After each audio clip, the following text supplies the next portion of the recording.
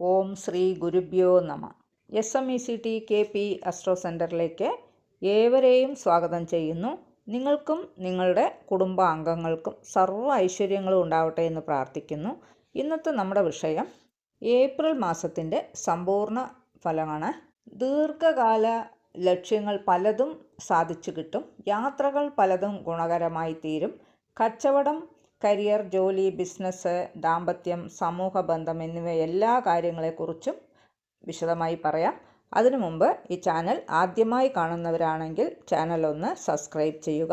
പിന്നെ ജ്യോതിഷ സംബന്ധമായിട്ടുള്ള എല്ലാ ആവശ്യങ്ങൾക്കും കൺസൾട്ടേഷനൊക്കെ SMECT അസ്ട്രോ സെൻറ്ററുമായിട്ട് ബന്ധപ്പെടാവുന്നതാണ്. ഇനി നമുക്ക് വിഷയത്തിലേക്ക് കടക്കാം. ആദ്യം ഏപ്രിൽ മാസത്തിലുള്ള ഗ്രഹനില ഒന്ന് പരിചയപ്പെടുത്താം.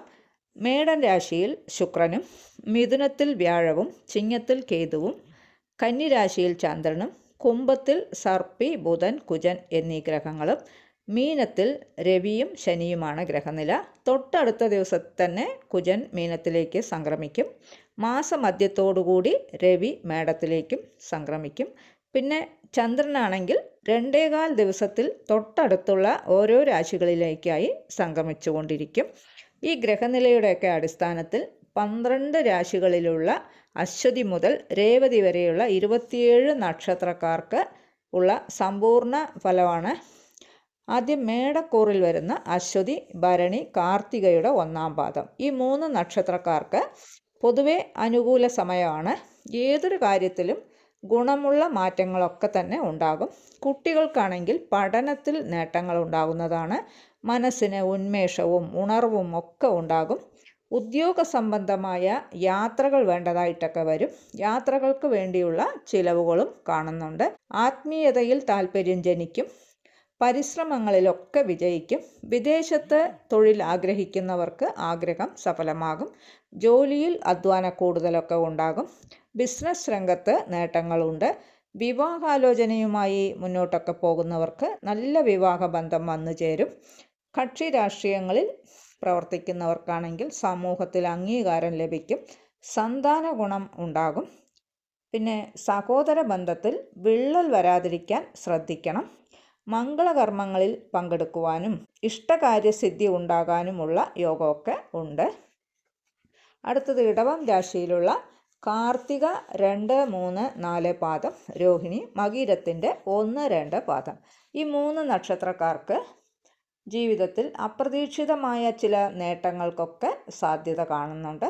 സാമ്പത്തിക നില വളരെ അനുകൂലമായിട്ടാണ് കാണുന്നത്. വാക്കുകൾക്ക് അംഗീകാരവും പ്രശസ്തിയും ഉണ്ടാകും. കുടുംബത്തിൽ സന്തോഷവും സമാധാനവും ഒക്കെ വർദ്ധിക്കും. ആഡംബര ചെലവുകൾ വർദ്ധിക്കും. മനസ്സിന് ചഞ്ചലമുണ്ടാകും. മാതാവിന് അരിഷ്ടത ഉണ്ടാകാനും ഇടയുണ്ട്. സന്താനങ്ങൾ വഴി ധൈര്യവും വിജയവും ഉണ്ടാകും.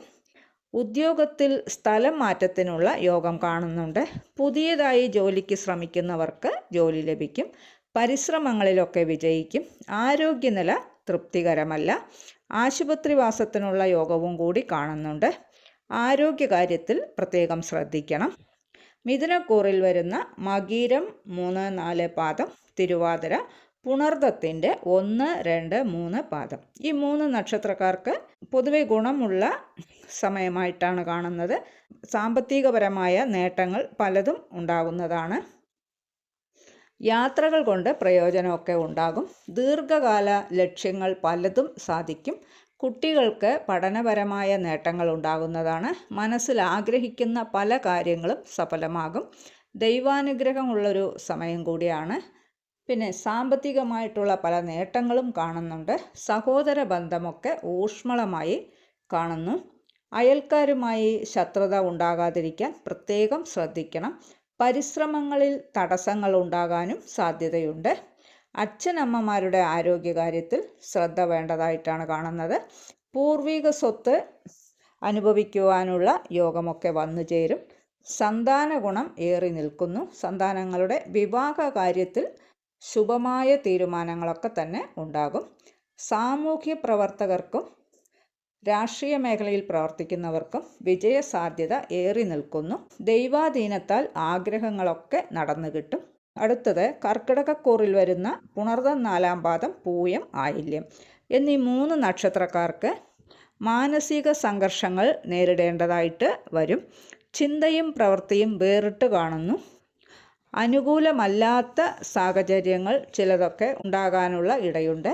വിവിധ മേഖലകളിൽ ജോലി ചെയ്യുന്നവർക്ക് അനുകൂലമല്ലാത്ത സ്ഥിതി വരാം. സാമ്പത്തിക നഷ്ടങ്ങൾ ഉണ്ടാകാതിരിക്കാൻ പ്രത്യേകം ശ്രദ്ധിക്കുക. ജാമ്യമൊക്കെ നിൽക്കാതിരിക്കുക.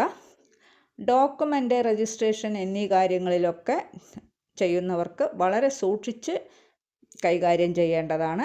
ഏതൊരു കാര്യം ചെയ്യുമ്പോഴും ഒന്നിൽ കൂടുതൽ വട്ടം ആലോചിച്ച് തീരുമാനങ്ങളൊക്കെ എടുക്കേണ്ട ഒരു സമയം കൂടിയാണ്.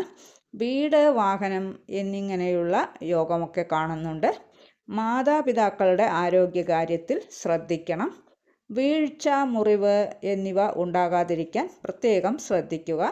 പൊതുവെ ഈ മാസം അത്ര അനുകൂലമായി കാണുന്നില്ല. ഇഷ്ടദൈവങ്ങൾക്കും ധർമ്മദൈവങ്ങൾക്കും വഴിപാടുകളൊക്കെ നടത്തി പ്രാർത്ഥിക്കുക. അടുത്തത് ചിങ്ങക്കൂറിൽ വരുന്ന മകം, പൂരം, ഉത്രത്തിൻ്റെ 1-ാം പാദം. ഈ 3 നക്ഷത്രക്കാർക്ക് അഹോരാത്രം പ്രവർത്തിക്കുന്നത് വഴി പല വിധത്തിലുള്ള മാർഗതടസ്സങ്ങളെയും അതിജീവിപ്പിച്ച് മുന്നോട്ട് പോകാൻ കഴിയും.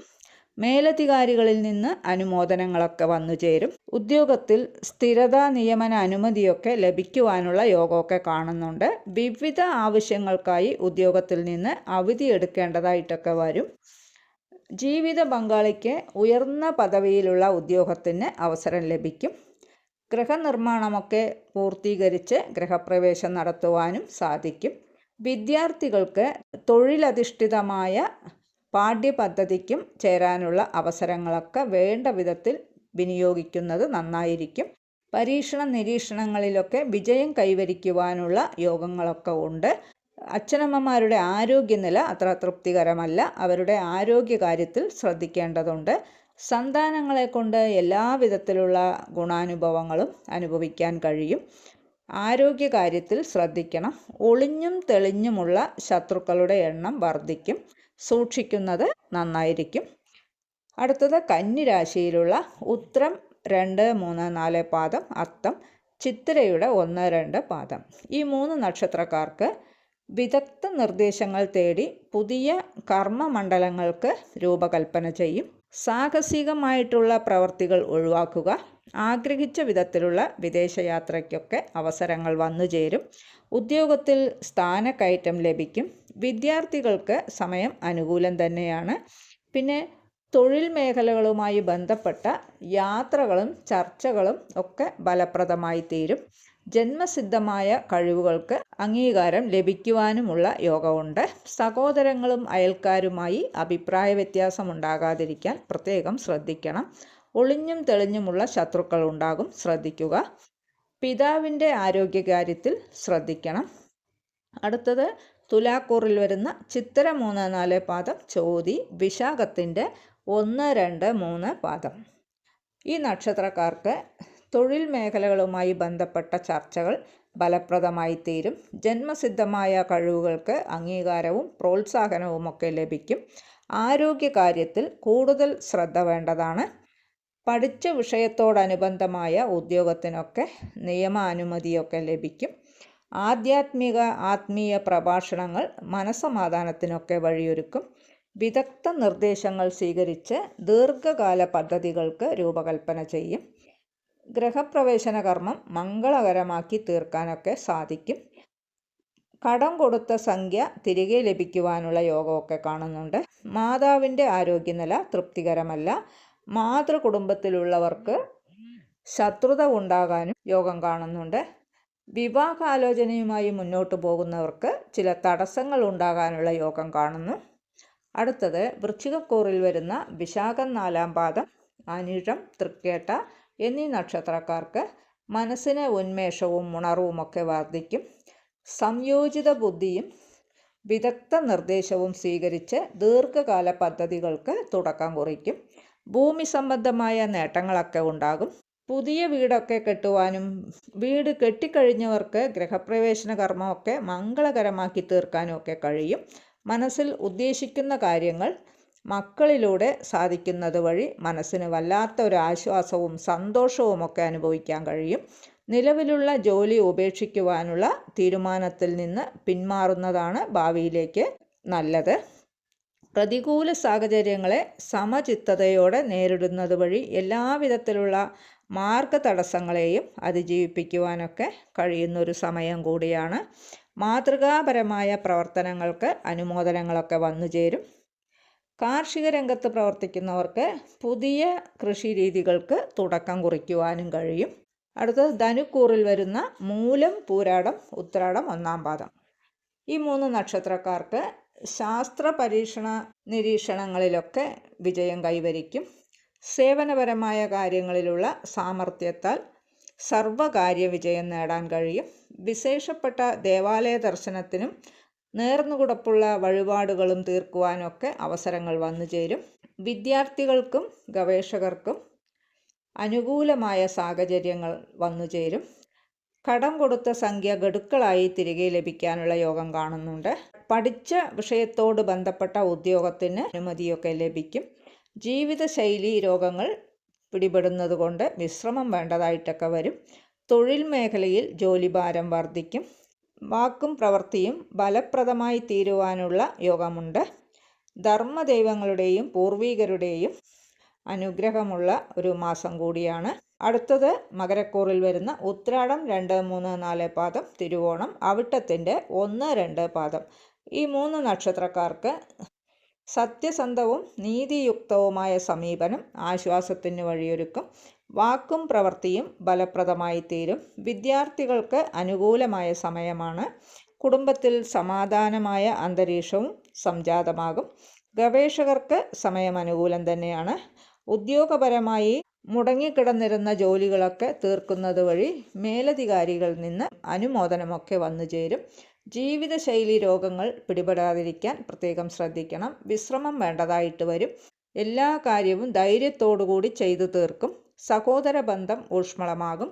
വീട്, വാഹനം എന്നിവയ്ക്കുള്ള യോഗവും കാണുന്നുണ്ട്. സന്താനങ്ങളെ കൊണ്ട് ചില മനപ്രയാസം ഉണ്ടാകാനുള്ള യോഗമുണ്ട്.